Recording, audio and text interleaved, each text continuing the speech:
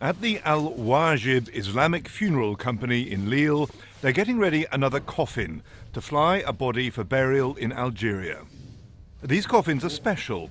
Airlines require an air filter, and the window is so that on arrival, relatives can be sure the person is the one they've come to mourn. Ouadjib handles more than 50 deaths a month, and in around 2/3 of cases, families want the bodies repatriated. Driss Amroun has just organised for his late father to be flown back for burial at the ancestral village near Marrakech in Morocco. It was his father's wish, he says, to be buried where he came from. It's important because in Islam, relatives should pray over the tomb, and most of his are in Morocco.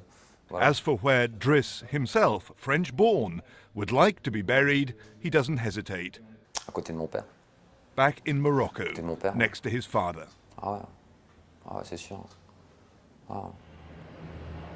Every year, thousands of bodies of Muslims who've died in France are being flown to North Africa. On practically every flight, there's a coffin, a strange reverse migration of the dead. If so many Muslim families are sending their loved ones to be buried back in North Africa, obviously it's largely out of emotional attachment to the old soil. But there is another reason, a more practical reason. It's about space, about lack of space for Muslims here in French cemeteries.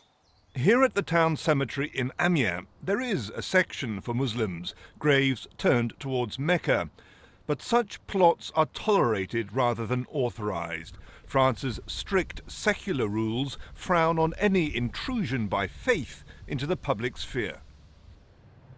For the country's Islamic authorities, here at Paris Grand Mosque, it's one of the most pressing concerns. Muslims pay taxes and vote, so they should have the right to choose how they're buried. It's a matter of utmost importance for the full integration of our community in France and in Europe that Muslim areas in our cemeteries be properly organized. It's a necessity, ever more urgent, that Muslims should be able to be buried here, decently. When all Muslims choose to rest when they die in the soil of France, that'll perhaps be when the process of integration is complete. But that day is some way off. For now, the coffins make their long final journey to the old home. Hugh Schofield, BBC News, Paris.